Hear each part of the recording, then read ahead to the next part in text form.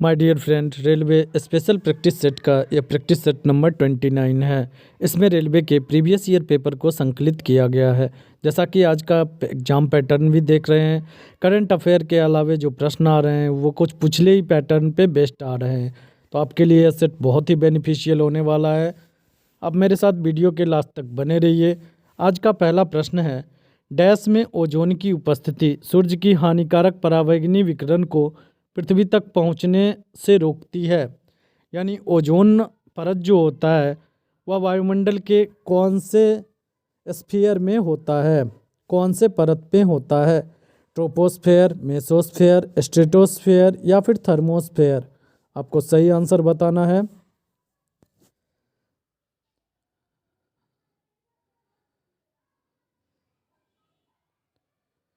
तो सही आंसर होगा सी नंबर, यानी स्ट्रेटोस्फेयर में जो ओजोन उपस्थित होता है वह हमें सूर्य की पराबैंगनी किरणों से रक्षा करता है। अगर डायरेक्ट सूर्य की पराबैंगनी किरणें हमारे स्किन पर पड़ेगी तो उससे हमें तरह तरह की बीमारियां, स्किन संबंधी डिजीजेज होता है। और ओजोन के डिप्लेक्शन के कारण जो अल्ट्रावायलेट किरण आती है उससे ध्रुवों पर जो जमी हुई बर्फ़ होती है वह पिघलने लगती है। हॉल द्वारा डिजाइन किया गया भारत का पहला स्वदेशी विमान कौन सा है? हॉल हिंदुस्तान एरोनॉटिक्स लिमिटेड, इसके द्वारा डिजाइन किया गया भारत का पहला स्वदेशी विमान कौन सा है? HF-25 MKI, ST-2, ST-3 MKI, HF-28?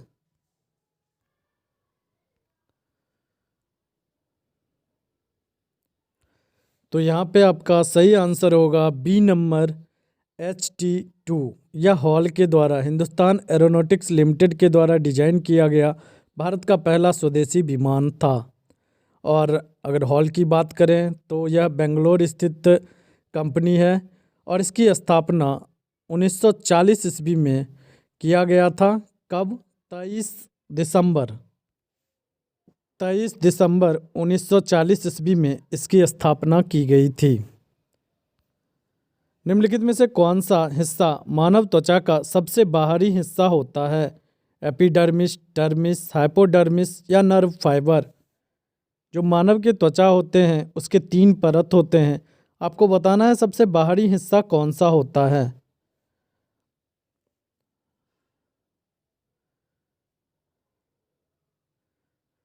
तो यहाँ पे आपका सही आंसर होगा ए नंबर, यानी एपिडर्मिस जो होता है वह मानव त्वचा का सबसे बाहरी हिस्सा होता है। मैं आपको पिक्चर के माध्यम से समझाना चाहूँगा। स्क्रीन पर जो तस्वीर आपको दिख रही है उसमें आप देख पा रहे होंगे सबसे ऊपरी परत जो होता है उसे हम एपिडर्मिस कहते हैं, उसके निचले परत को डर्मिस कहते हैं, और जो सबसे निचला हिस्सा होता है उसे हम हाइपोडर्मिस या फिर सबकॉन्टेनियस टिश्यू कहते हैं। जो कि फैट, जो वसा आपका मोटापा जो बढ़ता है वो तीसरा हिस्सा जो होता है जिसे हम हाइपोडर्मिस कहते हैं, उसी में फैट जमा होता है। और आप ऊपर जो है रोआं देख रहे हैं, बाल देख रहे हैं, तो वह ऊपरी लेयर एपिडर्मिस से होता है। डर्मिस जो है यह बीच का लेयर होता है और सबसे नीचे जो मोटापा आपका बढ़ता है वह तीसरे लेयर पे वसा जमा होता है। तो आपसे यहाँ से 2-3 क्वेश्चन पूछे जाते हैं। पहला पूछा जाता है सबसे ऊपरी हिस्सा क्या होता है, तो वह एपिडर्मिस कहलाता है। सबसे निचला हिस्सा क्या होता है? हाइपोडर्मिस। हाइपोडर्मिस का अन्य नाम क्या है? सबक्यूटेशियस टिश्यू होता है। और आपसे ये भी पूछा जाता है कि त्वचा के किस हिस्से में वसा का जमाव होता है, यानी वसा जमा होता है, तो वह फैट जमा होने वाला हाइपोडर्मिस होता है। अब्दुल रहमान और ब्रिटिश राज के प्रतिनिधि श्री मोंटिमर ने डैश की स्थापना के समझौते पर हस्ताक्षर किए थे? Radcliffe line, Durand line, Mortimer रेखा, मैकमोहन रेखा?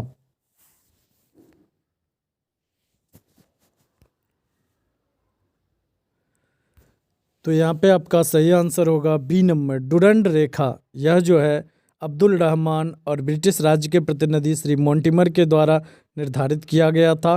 पहले जो था डुरंड रेखा वो भारत और अफगानिस्तान के बीच में था, लेकिन पाकिस्तान के विभाजन के बाद अब यह रेखा डुरंड रेखा भारत, पाकिस्तान और अफगानिस्तान के बीच की रेखा है।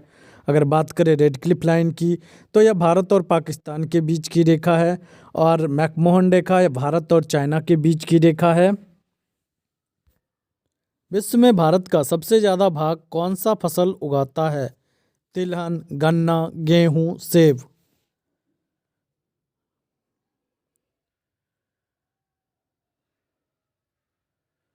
तो सही आंसर होगा बी नंबर, यानी गन्ना का जो उत्पादन है भारत में सबसे ज़्यादा होता है। निम्नलिखित संगीतकारों में से वह कौन है जो 1253 से 1326 ईस्वी तक जीवित थे, जिन्हें पारंपरिक तबला और सितार के आविष्कारक के रूप में जाना जाता था?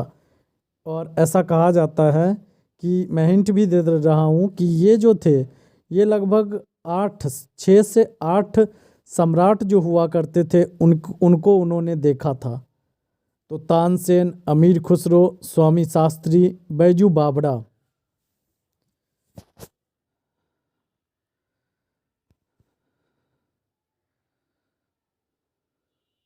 तो सही आंसर होगा बी नंबर, यानी अमीर खुसरो वैसे व्यक्ति थे जो 1253 से 1325 तक जीवित रहे, और उन्हें ही तबला और सितार के आविष्कारक के रूप में जाना जाता है। या तो कितनी बार एग्जाम में पूछा गया क्वेश्चन है, सितार का आविष्कार किन्होंने किया था? तो अमीर खुसरो। स्वेज नहर भूमध्य सागर को किस सागर से जोड़ती है? कैस्पियन सागर, लाल सागर, बाल्टिक सागर, उत्तरी सागर। स्वेज कैनाल जो है यह भूमध्य सागर को किस सागर से जोड़ती है?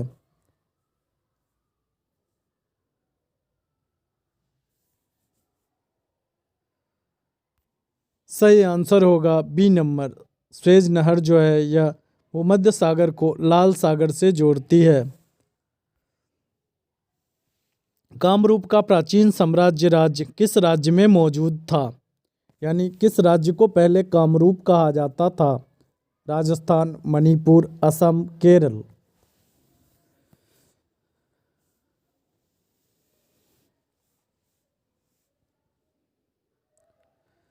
सही आंसर होगा सी नंबर, कामरूप। असम को कामरूप के नाम से भी जाना जाता था। रडार किससे व्युत्पन्न है? यानी रडार का फुल फॉर्म क्या है? Retro diagnosis and recognition, radio detection and resolution, rapid detection and reaction, radio detection and ranging. आपको रडार का फुल फॉर्म बताना है। अभी जो एनटीपीसी का एग्ज़ाम चल रहा है उसमें भी इस तरह के प्रश्न देखने को मिले हैं।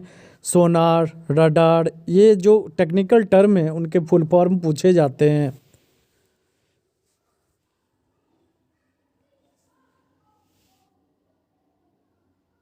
तो सही आंसर होगा D number, radio detection and ranging. Radar का फुल फॉर्म होता है रेडियो डिटेक्शन एंड रेंजिंग।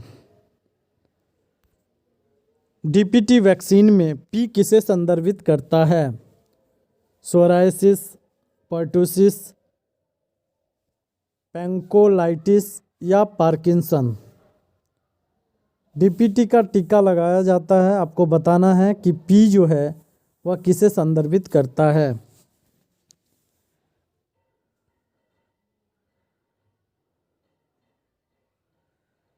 तो सही आंसर जो होगा वह बी नंबर होगा, यानी डीपीटी में पी जो होता है वह पर्ट्यूसिस को संबोधित करता है, संदर्भित करता है। अगर हम बात करें फुल फॉर्म की डीपीटी का तो डिप्थेरिया, पर्ट्यूसिस एंड टिटनेस, ये 3 होते हैं। Diphtheria, pertussis and tetanus.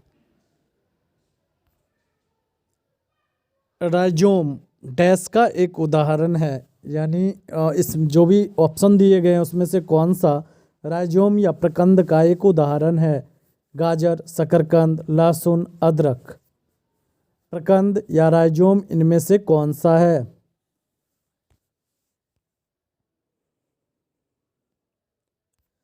सही आंसर होगा डी नंबर, अदरक जो है वह प्रकंद या राइजोम का एक उदाहरण है। डी नंबर आपका सही आंसर होगा। सूर्य की रोशनी को उसके संगठक रंगों में कौन विभाजित कर सकता है? अपवर्तन की प्रक्रिया के द्वारा विभाजित होता है, परावर्तन की प्रक्रिया के द्वारा, प्रत्याकर्षण या फिर विकिरण की प्रक्रिया के द्वारा।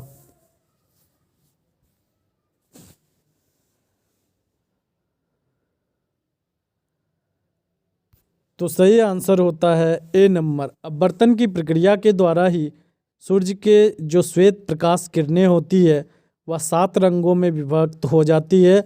और आपने इंद्रधनुष जो देखा होगा, आपको पूछा जाता है इंद्रधनुष किस तरह से बनते हैं, तो बारिश के बाद जब कुछ वर्षा की बूंदें रह जाती है वातावरण में, तो उस पर जब श्वेत प्रकाश किरणें पड़ती है उसके बाद वह प्रिज्म की तरह काम करता है और 7 किरणों में विभक्त होकर इंद्रधनुष का निर्माण होता है।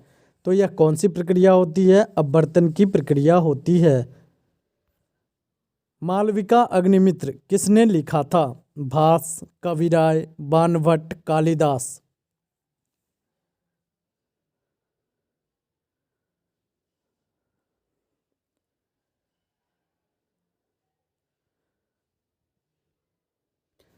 संस्कृत के महान लेखकों में से एक जो हमारे थे महाकवि कालिदास थे, और उन्होंने मालविका, अग्निमित्र, अभिज्ञान, शाकुंतलम इत्यादि कई महत्वपूर्ण महाकाव्य लिखे थे। तो यहाँ पे पूछा गया मालविका अग्निमित्रम किसने लिखा गया था?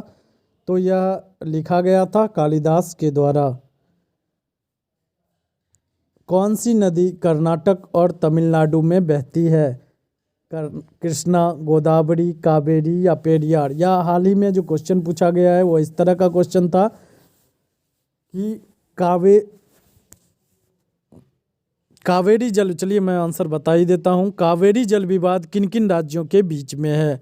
या फिर आपको दूसरे तरह से पूछा जा सकता है कर्नाटक और तमिलनाडु में कौन सी नदी बहती है? तो यहाँ पे सही आंसर भी होगा सी, कावेरी। चूँकि कावेरी नदी कर्नाटक और तमिलनाडु में बहती है, तो कई सालों से यह एक विवाद है इन दोनों के जल के बंटवारा के लिए, कावेरी जल विवाद।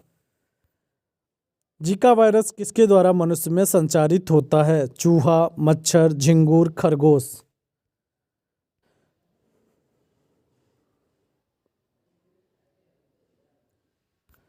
सही आंसर होगा बी नंबर, यह मच्छर के द्वारा मनुष्यों में संचारित होने वाली बीमारी है। बी नंबर आपका सही आंसर होगा। जीका वायरस मच्छर के द्वारा मनुष्य में संचारित होता है। बेकिंग सोडा क्या है? Potassium permanganate, sodium chloride, sodium bicarbonate या फिर सोडियम कार्बोनेट। बेकिंग सोडा, जिसे हम खाबर सोडा के भी नाम से जानते हैं, उसका फॉर्मूला क्या होता है?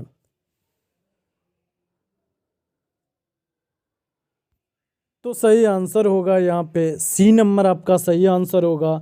सोडियम बाइकार्बोनेट को हम बेकिंग सोडा के नाम से जानते हैं। अगर बात करें सोडियम कार्बोनेट की, तो इसे हम धोवन सोडा, जो आपका धोने के लिए जिस सोडा का हम यूज करते हैं उसमें हम सोडियम कार्बोनेट होता है, और खाने वाले सोडा का नाम होता है सोडियम बाइकार्बोनेट। आप याद रखिएगा। बेकिंग सोडा यहाँ पे सही आंसर होगा C number, sodium bicarbonate. Graphene क्या है? यहाँ पे आंसर ही आपको दिख रहा है, यह एक कार्बन का अपरूप है। ए नंबर सही आंसर होगा, यह एक कार्बन का अपरूप है। जिस तरह से सिलिकॉन का उपयोग कंप्यूटर के चिप्स बनाने में किया जाता है, उसी तरह ग्राफीन का भी उपयोग किया जा सकता है। और यह कार्बन, जिस तरह से हीरा और ग्रेफाइट कार्बन का रूप होता है, उसी तरह ग्राफीन भी एक कार्बन का अपरूप है। ए नंबर आपका सही आंसर होगा। चंद्रशेखर सीमा किस पर लागू होती है? सितारों पर, ज्वालामुखी पर, प्रकाश की गति पर, वनस्पति जीवन पर।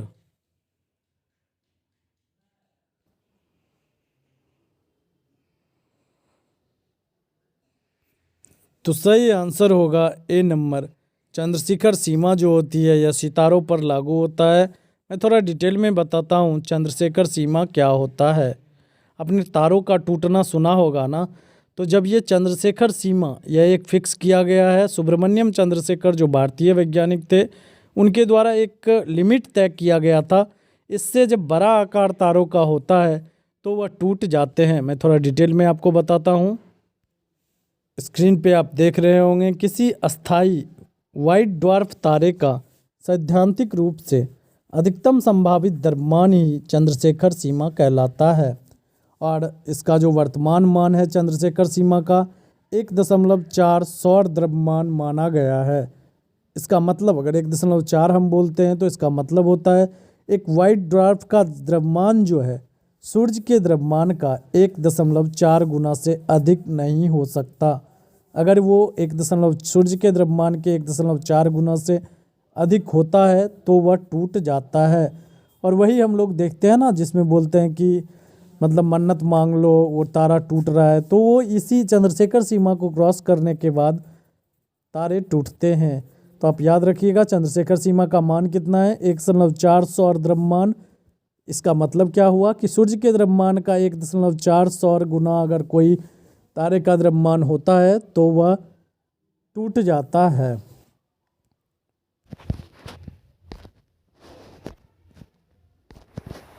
टमाटर क्या है? सब्जी, फल, फली या खाद्य तना, एडिबल स्टेम।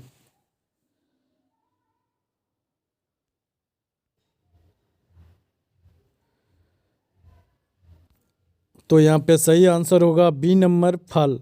टमाटर को फल के रूप में वैज्ञानिकों के द्वारा वर्गीकृत किया गया है और इसीलिए यह प्रश्न पूछा भी गया है क्योंकि ऑब्वियसली आप इसको एक हल्का क्वेश्चन समझ के सब्जी आंसर लगाइएगा जबकि यह फल है।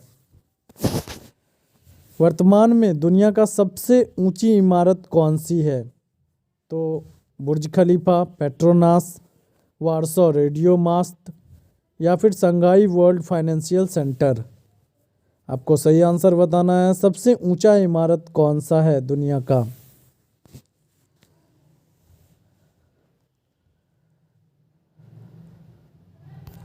तो यहाँ पे सही आंसर होगा ए नंबर। वर्तमान में जो दुनिया का सबसे ऊंचा इमारत है वह बुर्ज खलीफा है और यह कहाँ स्थित है? यूएई में स्थित है।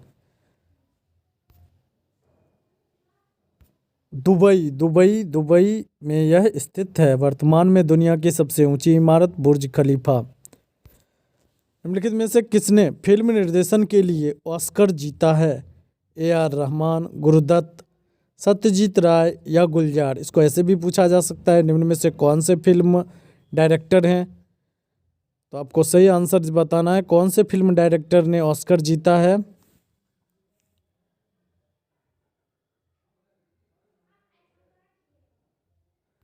तो सही आंसर होगा सी नंबर, सत्यजीत रे। इन्होंने फिल्म डायरेक्शन के लिए ऑस्कर जीता है। लास्ट सपर किसने चित्रित किया है? Michelangelo, Leonardo da Vinci, Pablo Picasso, रेम्बॉट।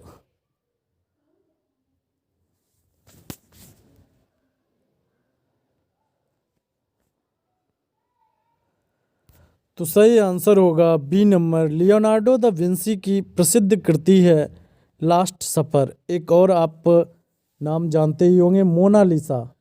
वह किसकी कृति है? वह भी इसी पेंटर की कृति है, लियोनार्डो दा विंसी। निम्नलिखित में से कौन सा एक प्रमुख मनोवैज्ञानिक थे? Oliver Goldsmith, Niels Bohr, Sigmund Freud, Isaac Newton. मनोवैज्ञानिक कौन से थे?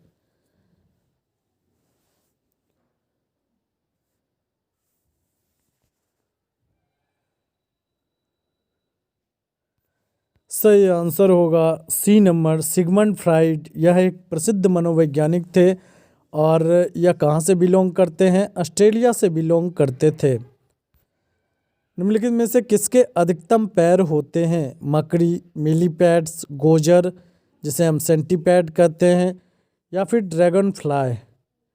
आपको बताना है किसमें सबसे अधिक पैर होते हैं। आपने इसे अपने घर में भी देखा होगा। अगर आप गांव घर से बिलोंग करते होंगे तो आपने इसे ज़रूर देखा होगा। मैं आपको पिक्चर बाद में दिखाऊंगा, पहले आप आंसर दीजिए।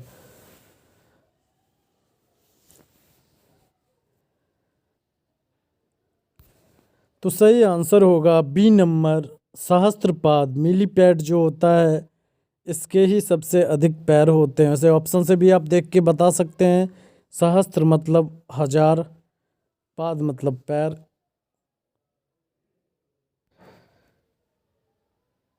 ये जीव को आपने अवश्य देखा होगा, यही सेंट मिलीपैड कहलाता है।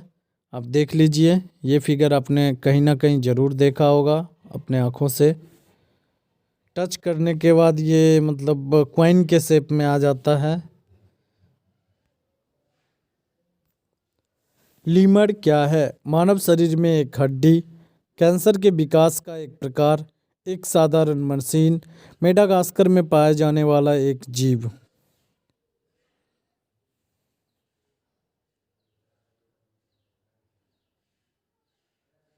तो सही आंसर जो होगा वह डी नंबर ही सही आंसर होगा, मेडागास्कर में पाए जाने वाला एक जानवर। बच्चे यहाँ पे कंफ्यूज हुए होंगे ए नंबर से। मानव शरीर में पाई जाने वाली एक हड्डी, वह जो हड्डी होती है वो फीमर हड्डी होती है, जांग की सबसे बड़ी हड्डी होती है, यानी मानव शरीर में सबसे बड़ी हड्डी फीमर कहलाता है। उसे आप लीमर से मत कंफ्यूज होइए, डी नंबर आपका सही आंसर होगा, मेडागास्कर में पाए जाने वाला एक जानवर। बर्लिन की दीवार को किस वर्ष ध्वस्त किया गया था? ये बड़ा ही इंटरेस्टिंग कहानी है, पहले आप आंसर बताइए फिर मैं आपको बताता हूँ कि बर्लिन की दीवार क्यों बनाई गई थी। 1999 ईस्वी में, 1989 ईस्वी में, 1982 ईस्वी में, या फिर 2000 ईस्वी में? कब बर्लिन की दीवार को गिराया गया था?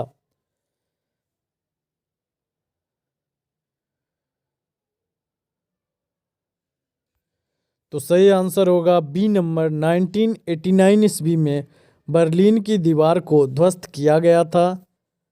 और यह इसकी कहानी मैं बताता हूँ आपको, आप स्क्रीन पे देख पा रहे होंगे। द्वितीय विश्व युद्ध के बाद जब जर्मनी का विभाजन हो गया तो सैकड़ों कारीगर और व्यवसायी प्रतिदिन पूर्वी बर्लिन को छोड़कर पश्चिमी बर्लिन जाने लगे।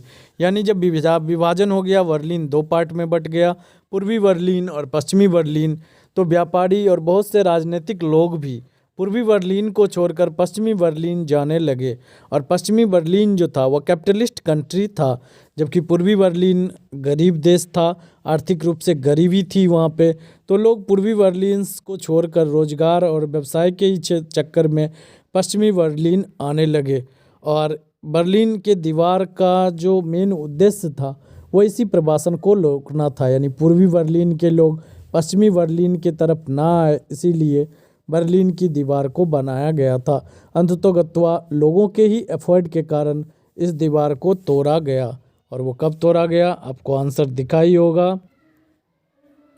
तो 1989 ईस्वी में अंततोगत्वा इस बर्लिन की दीवार को ध्वस्त किया गया था। निम्नलिखित प्राकृतिक घटनाओं में से कौन सी घटना भूकंप का कारण बनती है? टिड्डियों के हमले, तूफान, चंद्रग्रहण, ज्वालामुखी विस्फोट? तो आपको बताना है कौन सा भूकंप का कारण बनती है।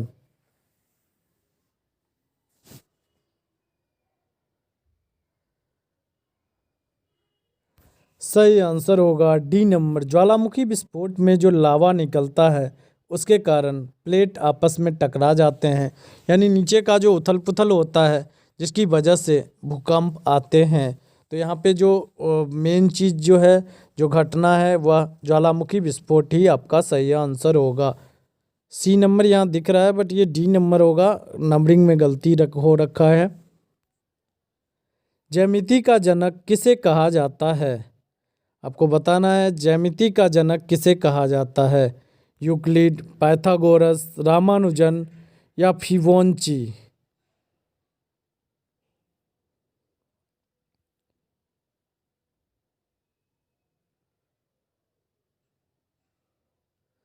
तो आपका सही आंसर होगा ए नंबर, यानी यूक्लिड को ज्यामिति का जनक कहा जाता है।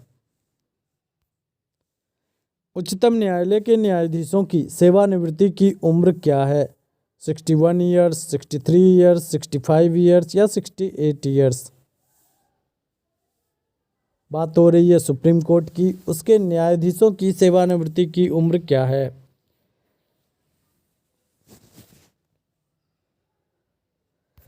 तो सही जो आंसर होगा वह सी नंबर होगा, 65 ईयर्स उच्चतम न्यायालय के न्यायाधीशों की सेवानिवृत्ति की उम्र होती है।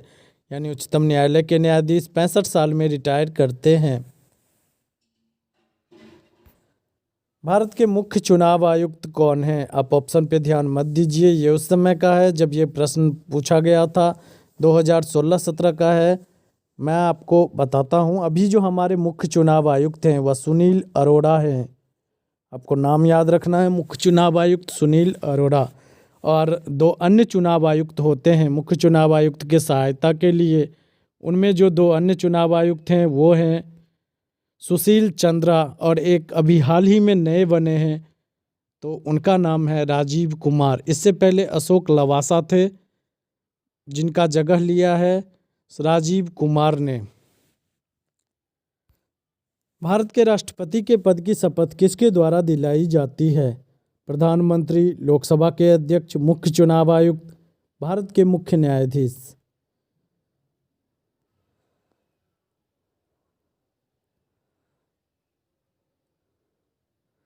तो यह तो आपको मालूम ही होगा, डी नंबर सही आंसर होगा। भारत के मुख्य न्यायाधीश के द्वारा राष्ट्रपति को पद और गोपनीयता की शपथ दिलाई जाती है। एक और क्वेश्चन पूछा जाता है, यदि उपराष्ट्रपति और राष्ट्रपति दोनों ही पद पर ना हो तो फिर राष्ट्रपति के पद पर कौन आता है? तो वह भी भारत के मुख्य न्यायाधीश जो होते हैं वही राष्ट्रपति का कार्यभार संभालते हैं, अगर राष्ट्रपति और उपराष्ट्रपति दोनों ही किसी कारणवश पद पर ना हों।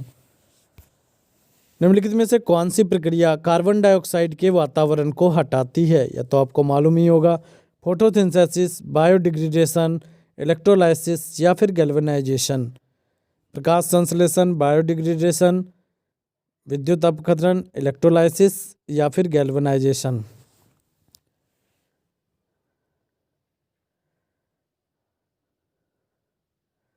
तो सही जो आंसर होगा वह ए नंबर होगा, फोटोसिंथेसिस। आप जानते ही हैं जिसमें सूर्य के प्रकाश की उपस्थिति में पत्तियों के द्वारा जो भोजन बनाया जाता है इसे हम फोटोसिंथेसिस कहते हैं। बायोडिग्रेडेशन, जो भी जैव अपशिष्ट पदार्थ होते हैं उनका छोटे छोटे जीवों के द्वारा सरल पदार्थों में तोड़ना ही बायोडिग्रेडेशन कहलाता है। इलेक्ट्रोलाइसिस जो होता है जल को हाइड्रोजन और ऑक्सीजन में तोड़ने की प्रक्रिया इलेक्ट्रोलाइसिस कहलाती है। गैल्वेनाइजेशन की बात करें तो लोहा तथा स्टील पर जंग से बचने के लिए उस पर जो जस्ते का परत चढ़ाया जाता है उसे हम गैल्वेनाइजेशन कहते हैं। भीमबेटका की गुफाएं कितनी साल पुरानी मानी जाती है? 1000 साल, 5000 साल, 30,000 साल या 300 साल?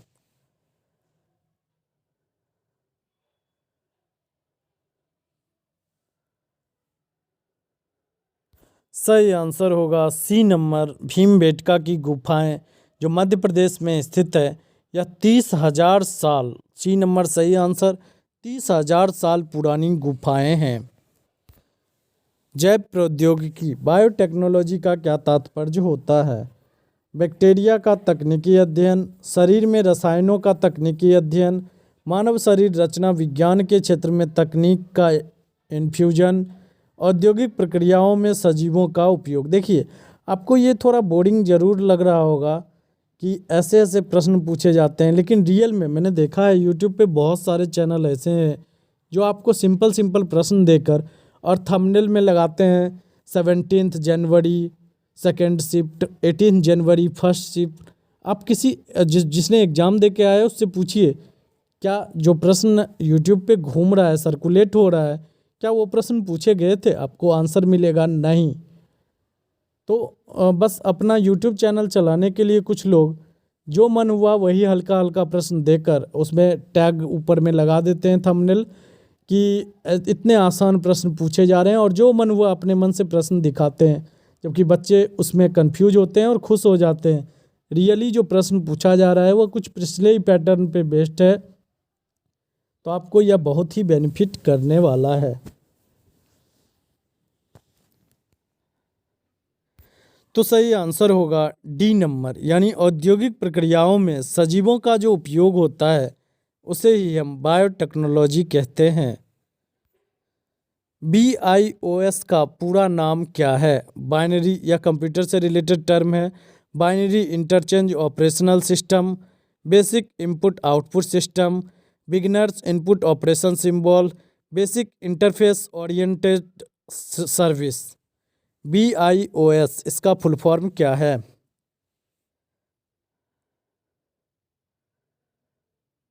तो यहाँ पे सही आंसर जो होगा वो बी नंबर होगा, basic input and output system. B से बेसिक, आई से इनपुट एंड ओ से आउटपुट, एस से system. Basic input and output system या BIOS का पूरा नाम होता है। आज भर के लिए इतना ही, मिलते हैं कल प्रैक्टिस सेट 30 के साथ। तब तक के लिए मैं आपको बताना चाहूँ, अगर आप चैनल पे नए हैं या अभी तक अपने चैनल को सब्सक्राइब नहीं किया है तो कृपया चैनल को सब्सक्राइब कर लें, नोटिफिकेशन बेल को दबा लें, वीडियो को ज़्यादा से ज़्यादा दोस्तों के बीच में शेयर करें। तो मिलते हैं कल प्रैक्टिस सेट 30 के साथ।